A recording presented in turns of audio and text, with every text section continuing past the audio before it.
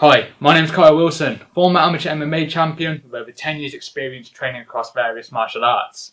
In this video, I'm going to perform a pre-fight technical analysis on the Ben Askren Jake Paul match, as well as speaking on some of the intangible factors that could play out in the fight and give a prediction at the end. For this video, I've called on my good friend and professional MMA fighter, Corey Bowden, to help demonstrate some of the scenarios I see playing out. When you watch the demonstration techniques, please imagine that Corey's playing the role of Jake Paul and I'm playing the role of Ben Askren. Okay, let's start by looking at Ben Askren's skills. Bearing in mind that all the data we have on Ben Askren's striking ability comes from Ben in MMA fights against MMA fighters. Throwing punches for boxing and throwing punches for MMA are two vastly different things. For example, in boxing we have the bigger, more padded gloves. They can be used almost as like a force field to deflect shots. On the contrary, in MMA, at a professional level, you have these tiny 4-ounce gloves, which can't really be used to absorb shots. Therefore, you have to be better at parrying, slipping, level changing, etc. In boxing, you do not have the threat of the takedown, intercepting kicks, knees, etc. When you sit on a punch and you shift your weight forward, it means that you can't get your hips back as quick. So if someone level changes and tries to take me down, it's going to delay my sprawl time. So as an MMA fighter, that can mean that I end up on my back. Therefore, you have to be selective with when you want to sit on your punches and hit your opponents with some real power. In boxing, because you don't have that threat, you'll see that boxers punch harder more often than MMA fighters do. Ben's MMA striking was quite boxing heavy. It was never this clinical, beautiful boxing, but it was always there just to try and close the range of opponents so we can force a clinch and get a takedown attempt. Given that Ben isn't this beautiful clinical boxer, I can see him trying to turn the fight into Jake Paul into more of a dogfight and using clinch work and dirty boxing to land the more effective shots. Now, Jake Paul's relatively young in his career. He only has 2 professional bouts and 1 amateur bout. In the 2 professional bouts, he scored a first round and a second round knockout. In his amateur career, he scored a 5th round finish. In the amateur bout, we can see that Jake was clearly getting tired as the rounds went on. Now give him his due, that was his first bout and maybe he's learnt his lesson.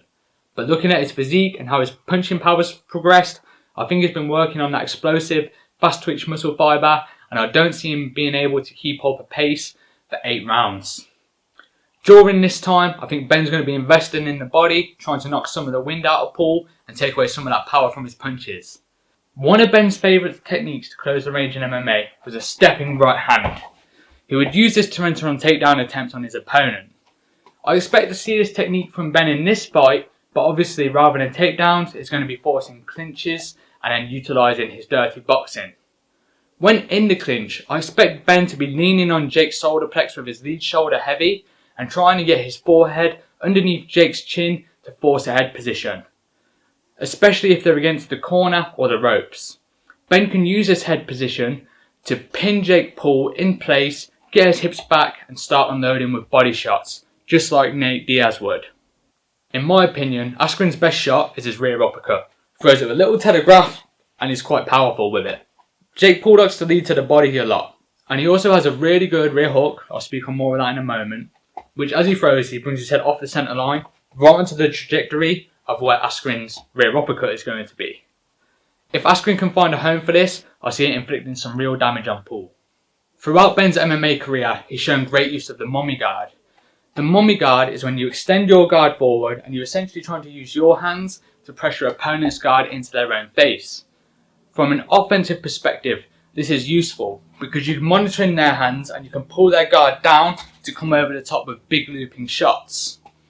From a defensive perspective, this is a useful guard because you're monitoring their hands and you can block the trajectory of any punches coming from your opponent.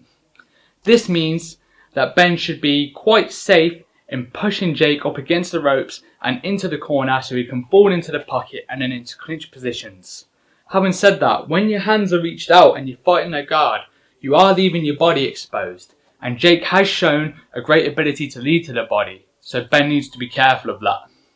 So I've been watching some recent sparring footage of Ben Askren, and I noticed that he's doing a really good job of using his lead hand to monitor the range of his opponent. So he's got his lead hand kind of on the back of the neck, the shoulder area, and with the free hand he's often throwing these sort of schoolboy shots to the ribs. This is really effective. One, because if you can get Jake into a corner, you can use this to kind of push into Jake and keep him there while he lands in body shots, which, as we've just discussed, is going to help slow Jake down. Two, because it's sort of rounding his shoulder and his elbows there, he's blocking Jake Paul's nasty right hook. So he's staying safe in this position whilst being able to get his offense off.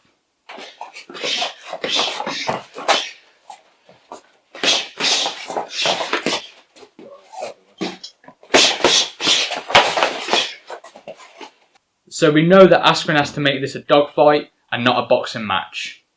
Expect Askren to bend the rules a little bit. I can see Askren get in the collar tie position, punching with a free hand with wide hooks or uppercuts. He might also slide his hand to the crown of the head, pull down on the head and throw that nice uppercut he has.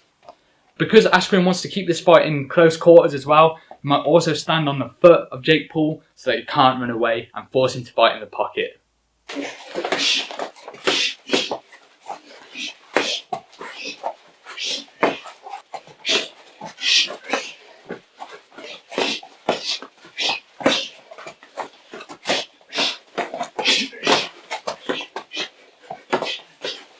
So as well as Ben's somewhat poor punching technique, he's also shown other bad fundamentals. He often leaves his chin high, especially with his sort of mummy guard. And he doesn't move his head a lot, but to his due, he does move his head when it counts. He is fairly decent at slipping. When people bull rush Ben as well, he's pretty good at retreating, circling out and resetting. Another thing Ben does quite poorly is get desperate when trying to close the range of his opponent.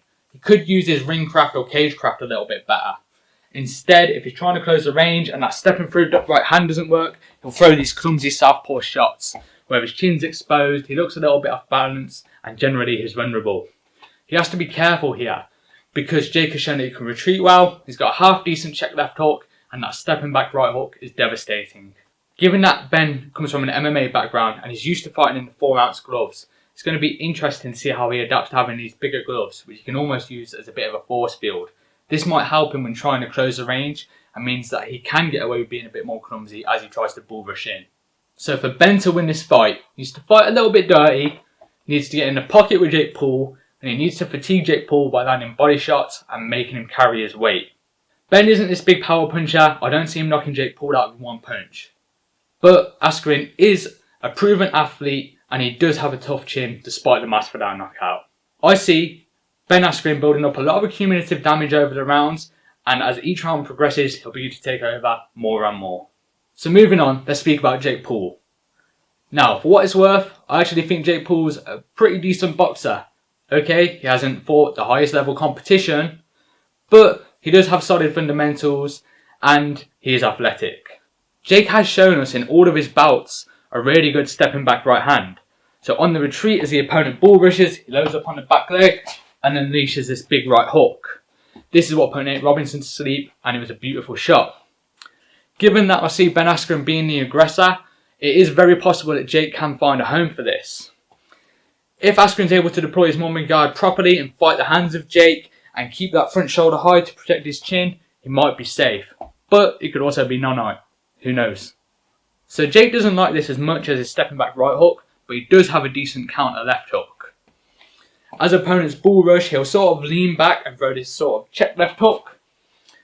He doesn't tend to circle off it, but I can see him working that in this fight. So as Ben comes forward, he'll lean back, throw the left hook, take the angle, and begin circling away to reset and try and keep Ben at range. Just speaking on Jake Paul's stance and jab briefly. Jake likes to take this almost Mayweather stance, where he rounds his front shoulder, the front hand is half engaged towards the opponent. The front hand being halfway there means it has half the distance to travel and it's quicker. It's also a difficult punch for people to block because the jab is coming up into the chin rather than straight out as you're taught as a beginner. If Ben's charging after Jake with his mummy guard here, it's going to have this opening down the middle and I can see Jake using his jab well to keep Ben at range. So as Ben's bull rushing forward, which I think everyone is expecting, Jake should be popping that jab as he steps back and either looking to land that stepping back right hook or circling off and regain control of the boxing ring. So just to speak a little bit more on Jake's jab, he is quite good at doubling up and he will lead with a body jab. So that use of level change can be a bit deceiving opponents. They don't know where that next shot's going to come. After leading to the body, he would also come up top afterwards. So we expect to see that in this fight. So we all know Jake Paul's quite confident. I've noticed as he fights and he begins to build his confidence during the competition, he likes to square his shoulders up, bring his head forward as bait, tries to get his opponent to rush in and then catch him with a corkscrew uppercut. Of course, to do this technique, he needs to keep his feet planted. I don't know about you, but I wouldn't like to stand still in front of Ben Askren too much, so I'm not sure if he's going to deploy that in this fight. If he does need to be careful because this will give Ben Askren the opportunity to clinch if Jake doesn't manage to catch him with that corkscrew jab. So when these clinch situations do occur, it's important that Jake doesn't bother trying to wrestle Ben Askren. He's not going to win. If anything, he should just try and hug him closer so there's more chance of the referee breaking them up. There's no point exhausting your muscles, getting all that oxygen pumped into your biceps, your triceps, trying to push and shove with Ben Askren. It's never going to win. He should just keep his cool there, let his body maintain his energy, and save that for his big punches when he gets that space. So now we know a bit about the skill set each fighter has and how they play into each other. Let's look at some of the intangibles that could affect this fight. For me, the most standout intangible factor is the referee. How long is the referee going to allow the clinch situations to happen for? If the referee's super quick to break them up and Ben Askren can't get his game off, then that just plays into Jake Paul, because every time they reset, they'll have that range, which is where he wants to be, and he can use his longer reach advantage to hurt Ben as he tries to bull rush in. Another intangible factor to consider is each fighter's mindset. I don't like reading into this whole mental warfare thing too much, but if you watch the press conference, Ben looked super confident and calm. Jake looked like this insecure little kid who is just a fish out of water. Ben's been in mega fights plenty of times before with the best fighters in the world. Jake has only fought YouTubers. This is a massive step up in competition for him, and you've got to think that the nerves are going to be getting for him.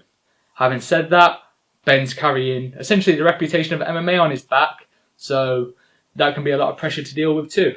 Another question for the fans is how fit is each fighter going to be? We know that Ben's an incredible athlete, but he hasn't competed in some time, he did retire from MMA, and he's coming off hip surgery. I'm sure he knows what it takes to get fit, but boxing is also an entirely new sport for him. On the flip side, Jake's amateur career has shown us that he can fatigue. Has he learned his lesson from them? To me, it looks like he's packed on some lean muscle, which obviously requires more oxygen to feed. So, is he going to be fit enough to maintain a pace over 8 rounds of boxing? So to give you guys my final prediction for the fight, I think Ben's going to get it done in the later rounds or win a decision. Ben has a career made out of fighting the best guys on the planet. Meanwhile, we've got Jake Paul fighting basketball players and YouTubers. He's only spent 2-3 years of his life involved in combat sports. Ben's going to have so much more knowledge in these clinch situations. And like I say, he's took shots from some of the best MMA fighters on the planet. I don't think big padded gloves on from this YouTuber are really going to affect him. I think he'll be able to walk through them shots, get the clinches, wear on Jake, make him tired with the body shots, make Jake carry his weight, and begin to win them later rounds. As I say though, Jake is athletic, he does have big punching power, and for everything I've just said bad about him, he does have some skills. I think he does deserve a bit more credit than us as a martial arts or combat community do give him. So I guess I'm going to have to come back to this video in 2-3 weeks and review how good my pre-fight technical analysis was. If you have anything to add what I've said and you're watching this before the fight, please get in the comments below and let me know how you think this fight's going to play out. If you're watching this after, remind me if I've done a good job or not. If you've enjoyed this video, please hit the like button below and subscribe for more technical videos like this one. I appreciate your time. Thank you very much.